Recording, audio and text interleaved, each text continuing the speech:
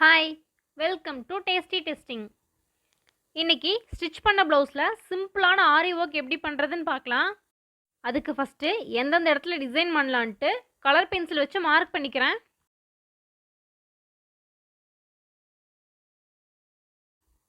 அடுத்து ஃப்ரேமில் இந்த ப்ளவுஸை வச்சு ஃபிக்ஸ் பண்ணிக்கலாம். இந்த ஃப்ரேம் வந்து நார்மல் ஃபேன்சி ஸ்டோர்லேயே கிடைக்கும். இதனோட ப்ரைஸ் பார்த்தீங்கன்னா ஒரு 40 ருபீஸ் தான் வரும். இதுக்கு நார்மலாக நம்ம துணி தைக்கிறதுக்கு வீட்டில் யூஸ் பண்ணுற ஊசி நூலுமே போதும். இந்த மாதிரி பீட்ஸ் வந்து ஒரு 10 ருபீஸ் பேக்கில் எல்லா ஃபேன்சி ஸ்டோர்லேயுமே ஈஸியாகவே கிடைக்கும். உள் பக்கமாக இருந்து ஊசியை விட்டு இந்த பீட்ஸை கோர்த்து திரும்ப பின்னாடியே நார்மலாக முடிச்சு போடுற மாதிரியே போட்டுருங்க.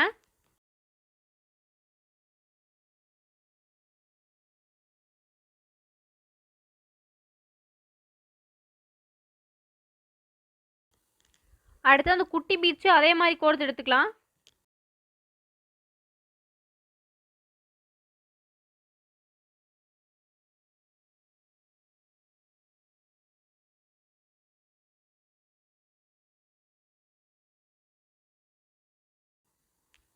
மார்க் பண்ணிக்கிற எல்லா இடத்துலையும் இதே மாதிரி தைச்சிடலாம்.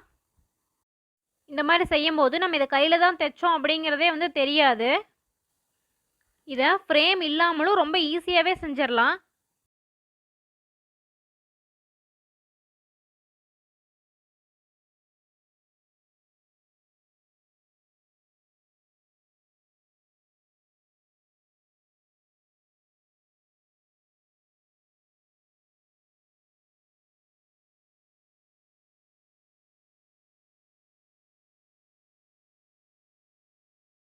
அடுத்து ஃப்ரேம் இல்லாமல் எப்படி செய்கிறதுன்னு பார்க்கலாம்.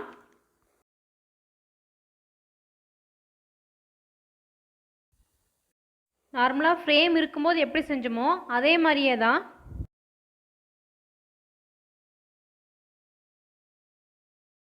கோர்த்து எடுத்துகிட்டு பின்னாடி நாட் போட்டுக்கலாம்.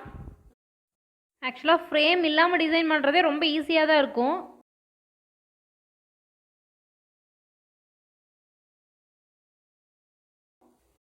நான் ப்ளவுஸ் ஃபுல்லாக ஃப்ரேம் இல்லாமல் தான் டிசைன் பண்ணிக்க போகிறேன்.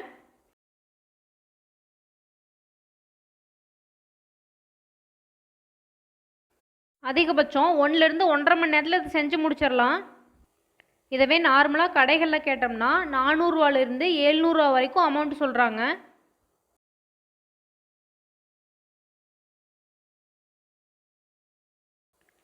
ஆனால் இது நம்மளுக்கு ஆகிற செலவு ஃப்ரேம் சேர்த்தாமல் 40 ருபீஸ் தான்.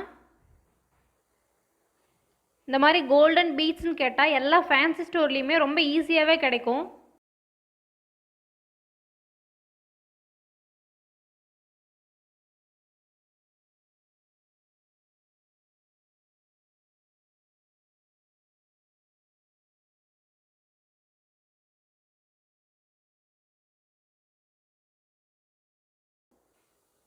நான் இன்றைக்கி வந்து ஸ்டிச் பண்ண ப்ளவுஸில் செஞ்சு காமிச்சிருக்கேன். நீங்கள் நார்மலாக ப்ளவுஸ் மெட்டீரியல் ஸ்டிச் பண்ண கொடுக்கும்போது டெய்லர்கிட்டருந்து இந்த மாதிரி கட் பண்ணி வாங்கிட்டு நீங்களே இந்த மாதிரி டிசைன் பண்ணிவிட்டு அதுக்கப்புறம் லைனிங் வச்சு ஸ்டிச் பண்ணிக்கலாம். அது வெளியே கூட இந்த நாட்லாம் தெரியாது.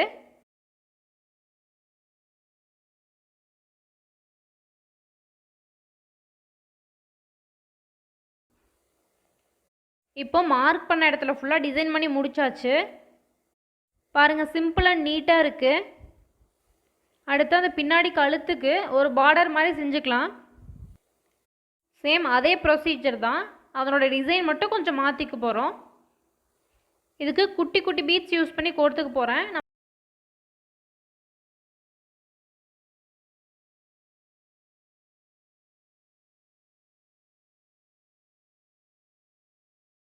நம்ம இப்படி ஸ்ட்ரைட்டாகவும் வச்சுக்கலாம். நான் வந்து கிராஸாக வச்சுக்க போகிறேன். கொஞ்சம் பார்டர் நல்லா டார்க்காக தெரியும்.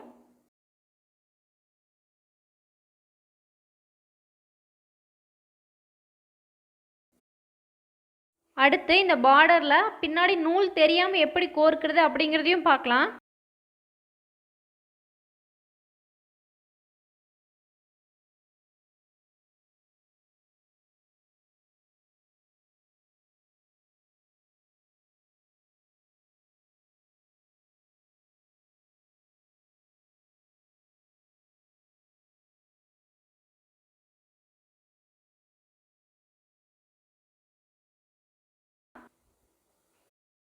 நூல் வந்திருக்கிற இடத்துல இருந்து கொஞ்சம் கேப் விட்டு ஊசியை கோர்த்து அதை வெளிப்பக்கமாக எடுத்துக்கலாம்.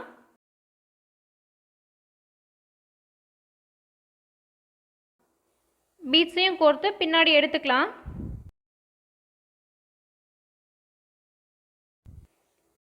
இப்போ பாருங்கள், பின்னாடி நூல் இருக்கிறது நம்மளுக்கு தெரியல.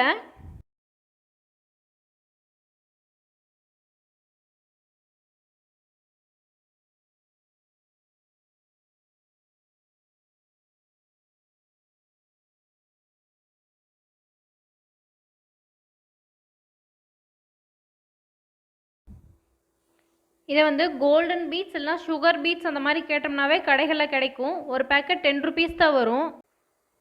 அந்த 10 ருபீஸ் பேக்கெட்லேயே அந்த பெரிய பீட்ஸ் மட்டும்தான் 3/4வாசிக்கு மேலே தீர்ந்துருக்கு. மற்றதெல்லாம் இன்னும் பாதிக்கு மேலே அப்படியே மீதம் இருக்குது. அதை அடுத்து ஏதாவது டிசைன் பண்ணும்போது யூஸ் பண்ணிக்கலாம்.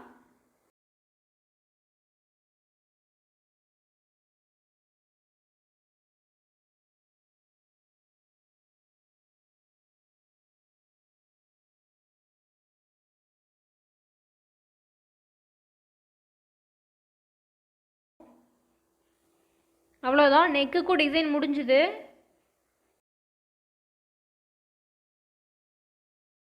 இப்போ பாருங்கள் எவ்வளோ சிம்பிளாக நீட்டாக இருக்குது. இதனோட டிசைன் பார்த்தீங்கன்னா சிம்பிள் ஆரி ஒர்க் போட்ட மாதிரியே தான் இருக்கும். அவங்கக்கிட்ட 500-600 ரூபாய் கொடுக்கறதுக்கு நம்ம 40 ரூபாயில் ஈஸியாகவே செஞ்சு முடிச்சிடலாம். அடுத்து கையுக்கும் அதே மாதிரி 3 பெரிய பீடு வச்சு டிசைன் பண்ணிக்க போகிறேன்.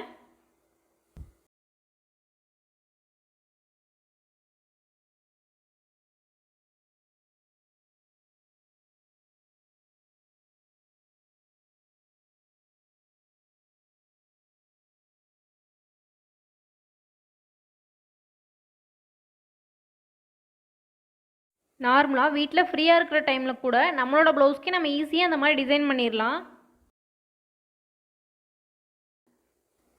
ஆல்ரெடி வீட்டில் ஏதாவது பழைய ப்ளவுஸ் இருந்துச்சுன்னா இந்த மாதிரி ஒரு டைம் ட்ரை பண்ணி பாருங்கள். உங்களுக்கே டிஃப்ரெண்ட்டான ஐடியாஸ் எல்லாம் கிடைக்கும். ஸோ நம்ம ப்ளவுஸுக்கு நம்மளே டிசைனர் ஆயிடலாம்.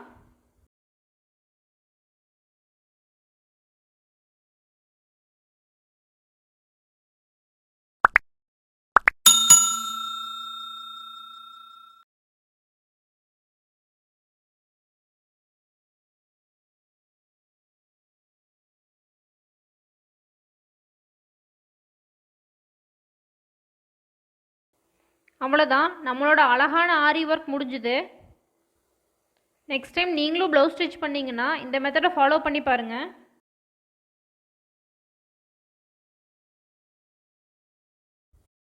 ஒரு டைம் ட்ரை பண்ணி பார்த்துட்டு எக்ஸ்பீரியன்ஸ் எப்படி இருந்துச்சுன்னு கமெண்ட் செக்ஷனில் சொல்லுங்கள்.